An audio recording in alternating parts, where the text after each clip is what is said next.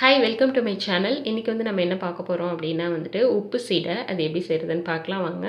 First வந்துட்டு ஒரு pan எடுத்து 2 டேபிள் ஸ்பூன் வந்துட்டு உளுந்து எடுத்துக்கோங்க. அதை வந்துட்டு நம்ம நல்லா வறுத்து விட்டுக்கலாம். அடுப்பை வந்து கம்மியாகவே வச்சுட்டு இதை நல்லா லைட்டாக வறுத்து எடுத்துக்கோங்க. அந்த லைட்டாக கலர் சேஞ்ச் ஆனதுக்கப்புறம் இதை நல்லா ஆற விட்டு அரைச்சி எடுத்துக்கலாம்.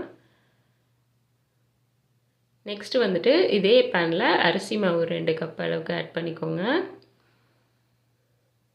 வந்து நல்லா வறுத்து எடுத்துக்கலாம். இதுவும் அதே மாதிரி தான், அடுப்பை வந்து ரொம்ப கம்மியாக வச்சுட்டு நீங்கள் மெதுவாக அதை வறுத்து எடுத்துக்கலாம்.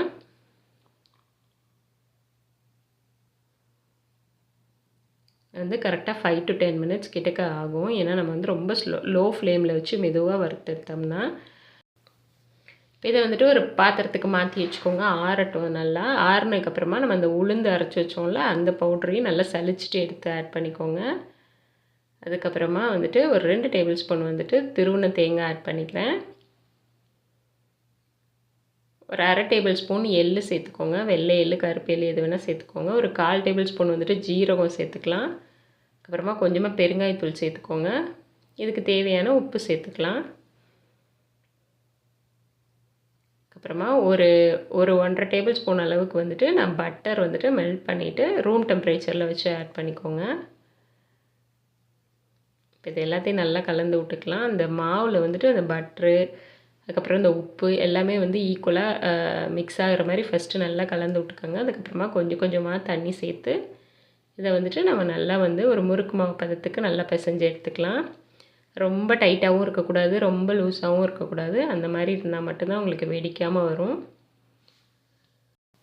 இப்போ வந்துட்டு கொஞ்சம் கொஞ்சமாக ஒரு சின்ன சின்ன பால் சைஸில் வந்துட்டு மாவு எடுத்து இந்த மாதிரி ரோல் பண்ணிக்கலாம். ரொம்ப 2 கையில் வச்சுட்டு உருண்டை பிடிக்காதீங்க. அந்த மாதிரி பண்ணிங்க அப்படின்னா ரொம்ப டைட் ஆயிரும். இந்த ஒரு கையிலே வந்துட்டு லைட்டாக மட்டும் ரொம்ப அமுத்தி பண்ணாமல் லைட்டாக நீங்கள் வந்து உருண்டை பிடிச்சி வச்சுக்கோங்க சின்ன சின்ன பால்ஸாக. அது லைட்டாக க்ராக் ஆனால் ஒன்றும் பிரச்சனை இல்லை. ஆனால் வந்துட்டு நம்ம ரொம்ப டைட்டாக பிடிச்சி ரவுண்ட் பண்ணிட்டோம் அப்படின்னா வந்துட்டு உங்களுக்கு வந்து வெடிச்சிட்டு போயிடும். அதனால் ஃபஸ்ட்டு வந்து நீங்கள் எண்ணெய் சூடானோடனே ஒரே ஒரு உருண்டையை போட்டு செக் பண்ணி பாருங்கள் அது வெடிக்காமல் வருதா அப்படின்ட்டு. இப்போ வந்து நம்மளுக்கு வெடிக்கலை, நல்லா வருது. இப்போ வந்து நம்ம மீதம் இருக்க எல்லாத்தையும் போட்டு பொரிச்சு எடுத்துடலாம். அடுப்பு வந்து நான் கம்மியாக தான் வச்சுருக்கேன். லோ ஃப்ளேம்லேயே வச்சுட்டு நீங்கள் கொஞ்சம் கொஞ்சமாக போட்டு ஒரு பேட்சாக போட்டு இதை வந்து பொரிச்சு எடுத்துடலாம்.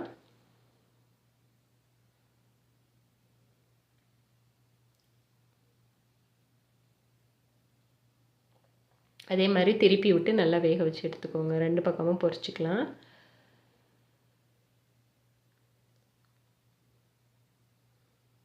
கொஞ்சம் டைம் எடுக்கும். ஏன்னா நம்ம வந்துட்டு அடுப்பை வந்து ரொம்ப ஹை ஃப்ளேமில் வச்சிட்டோம் அப்படின்னா கருகிரும், ஆனால் உள்ளே வேகாது. அதனால் லோவாகவே வச்சு நல்லா வேக வச்சு எடுத்துக்கோங்க. அப்போ தான் உங்களுக்கு நல்லா கிறிஸ்பியாக கிடைக்கும்.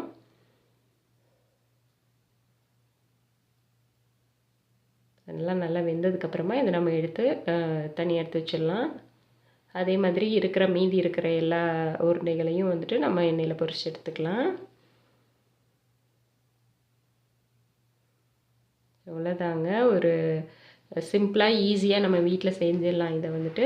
என்ன ஒன்று, நீங்கள் வந்து அந்த வெடிக்காமல் வர்றதுக்கு நீங்கள் அந்த மாவு பிசையும்போது ரொம்ப லூஸாகவும் பிசைஞ்சிடாமல் ரொம்ப டைட்டாகவும் பிசைஞ்சிடாமல் பண்ணிங்க அப்படின்னா உங்களுக்கு பர்ஃபெக்டாக கிடைக்கும்.